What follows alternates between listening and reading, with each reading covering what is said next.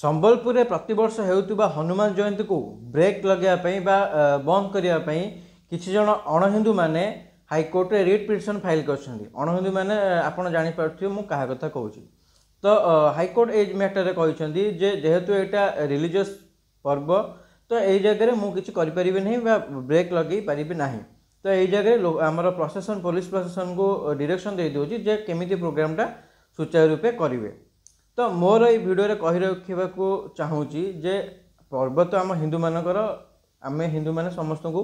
सब धर्म को आम सामान भावी नौ तो आम आम प्रोग्राम कर तुमर कहीं फाटुची तुमर कौन पर एत फाटुची कारण गत वर्ष आमर हनुमान जयंती रे आमर हिंदू भाई मान अटैक होता जो बहुत सारा माने पाखा आमर जड़े हिंदू भाई मरी जाते ता सहित आमर बहुत सारा हिंदू भाई मान क्षतिग्रस्त होते तो यही वर्ष जदि हनुमान जयंती एमती हम तो यार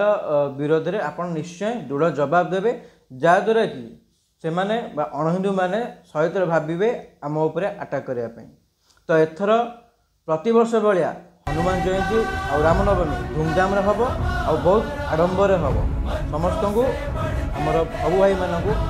आगुआ रामनवमी और हनुमान जयंती शुभेच्छा शुभकामना। जय श्रीराम जय बजरंग।